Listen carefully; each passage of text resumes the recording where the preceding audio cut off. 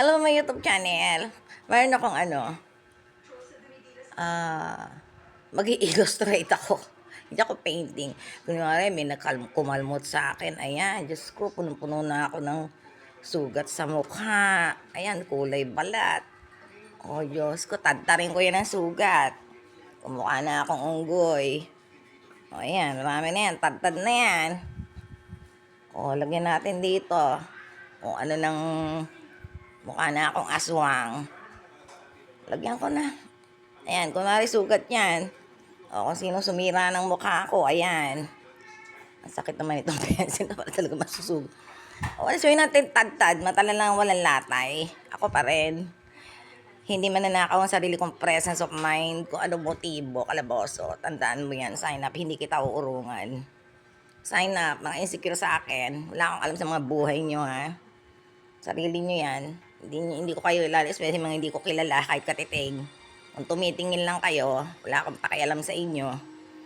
Huwag kayo nang mabasura. Bago mo mambasura, tumingin mo na sa salamin.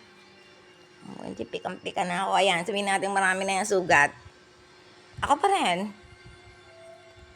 Eh, pangit. Ako pa rin. Pagkatao ko sa akin. Presence of mind ko, sarili ko. Kahit ako pangit. Kung ano motibo mo, sirain ang mukha ako, whatever. Hindi naman ako nagde-dare. Wala naman siguro ganyan ka-insecure po ng matindi, parental. Siraan ang mukha, something sick. Diba? Parang imposible naman sa obsession, sirain mo yung mukha na ibang tao.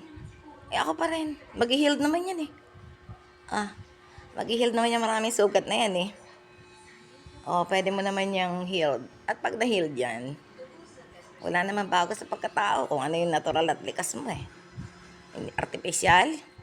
Eh tulog ko nga, ayoko na artificial sa utak eh. Ganda pa kaya. Ayoko ng artificial sa buhay ko hanggat maaari lahat original. Kasi pansamantala lang yan eh. Kung ano yung mga basehan mo lang sa utak at puke. Ay, ano ba nasabi ko? Parental ho. That's all, folks. Babush.